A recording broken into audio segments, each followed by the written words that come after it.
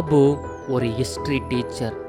பாபுவோட பொழுதுபோக்கே கலைநயத்தோடு இருக்கிற பொருட்களை சேமிக்கிறது தான். அதுக்காக வீட்டில் அவர் ஒரு பெரிய ரூமே வச்சிருக்காரு. பாபு கடந்த 5 வருஷமா எக்மோரில் வாழ்ந்துட்டு இருக்காரு. அங்கே கலைப்பொருட்களை விற்கிற ஒரு பழைய கடை இருக்கு. பாபுவுக்கும் அந்த கடைக்காரருக்கும் அப்படி ஒரு நட்பு. அந்த கடைக்கு ஏதாச்சும் புது பொருள் வந்தால் முதல்ல பாபு கிட்ட தான் சொல்லுவார். ஒரு நாள் காலையில் பாபு ஸ்கூலுக்கு போகிறதுக்கு முன்னாடி அவருக்கு ஒரு ஃபோன் வருது.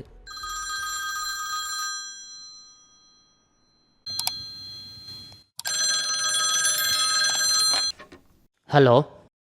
பாபு, நான் மணி பேசுகிறேன். சொல்லு, இன்னைக்கு மதியம் கடைக்கு வர முடியுமா? ஒரு முக்கியமான விஷயம் பேசணும். என்னது? கடைக்கு ஒரு புது பொருள் வந்திருக்கு. நீ பார்த்த உடனே உனக்கு கண்டிப்பாக பிடிக்கும். அப்படியா? அந்த சிலை பார்க்கவே வித்தியாசமாக இருக்கு. நீங்க மதியம் வாங்கல, விளக்கமாக பேசலாம். சரி, வரேன்.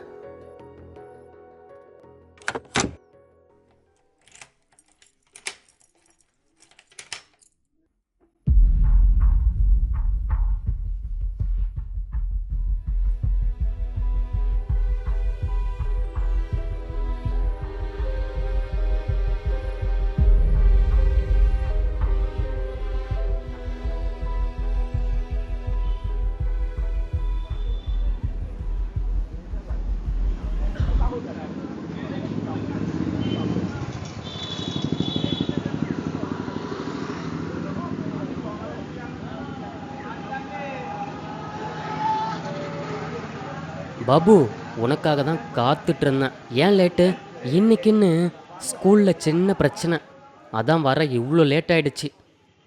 ஏதோ வித்தியாசமான சிலை இருக்குன்னு சொன்னியே.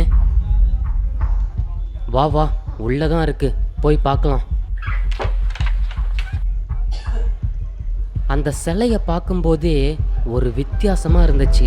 கண்டிப்பாக அந்த சிலையை செஞ்சது ஒரு பெரிய கலைஞனாக தான் இருக்கணும். இதோ இங்க தான் வச்சேன். இதான் அது.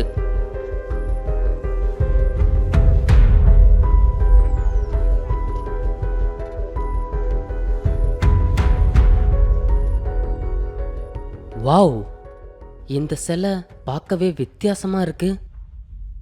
இந்த மாதிரி நான் பார்த்ததே இல்லை. மணி, இது என்ன விலை? நான் வாங்கிக்கிறேன். இல்லை, வேணாம், காசு எதுவும் வேணாம். அதேப்படி மணி? அப்புறம் நான் எப்படி இதை வாங்குறது? அதை சொல்லத்தான் உனக்கு காலையில் ஃபோன் பண்ணேன். ஒருத்தன் வந்து சிலையை கொடுத்துட்டு காசு வேணான்னு சொல்லிட்டான். அப்படியா? உடஞ்சி போச்சு, அதான் கொடுக்குறானோன்னு நினச்சேன். இல்லை, இது நல்லா தான் இருக்கு. மணி, இதை எனக்கு கொடுத்ததுக்கு ரொம்ப தேங்க்ஸ். சரி, நான் போயிட்டு வரேன். ஜாகிரதையா இரு. இந்த மாதிரி புது சிலை வந்தா நான் கால் பண்ணுறேன்.